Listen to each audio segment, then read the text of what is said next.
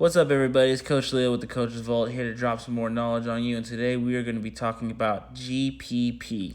So what the hell is GPP? Well, GPP stands for General Physical Preparedness. Basically, it's our body's base to handle any physical demands in life or in our sport.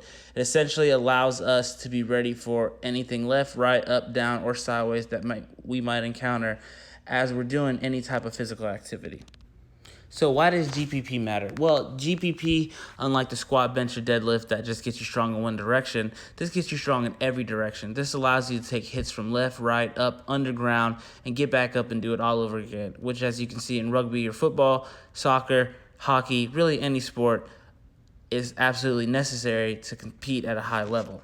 And when it comes to real life, deadlift and squat will help you pick up your kids, but only GPP training will allow you to pick them up in those awkward-ass angles without hurting yourself. So it's very important we get that base going strong, and I'm here to teach you exactly what you can do on a regular basis to get that base strong.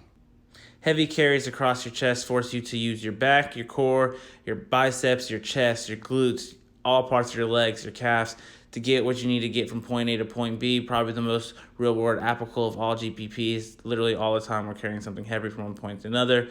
Then we've got our sled pulls. I like to do them going backwards because I have tiny calves, and this forces me to work on those calves as well as work my quads, glutes, and hamstrings by putting very minimal strain onto your joints.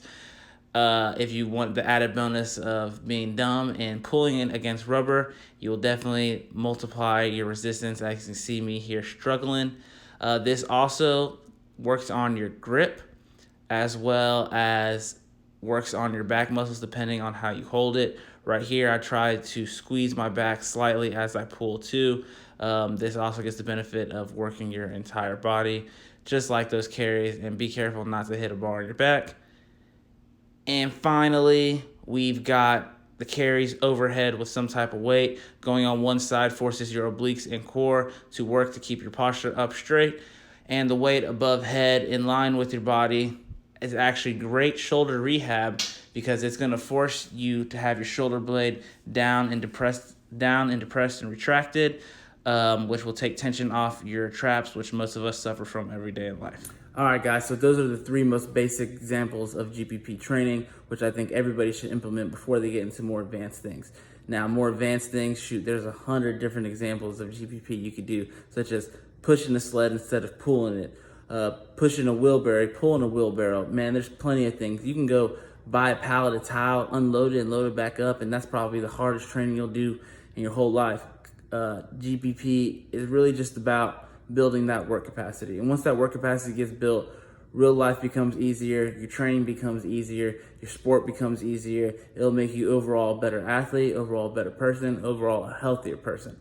Just make sure you always do it at the end of your workout and try to do something that is going to be low risk injury. Now, I understand you can get injured doing anything, picking up a paperclip from the ground, but GPP is there to make sure that you don't get hurt. So you want to make sure you save it for the end of your workout. You also want to make sure you check out my IG page and check out the Coach's Vault IG page for more examples of GPP training into the future. I like to get real creative and real stupid with my stuff, and I'm here to share that with you guys. Until next time, this is Coach Leo with the Coach's Vault.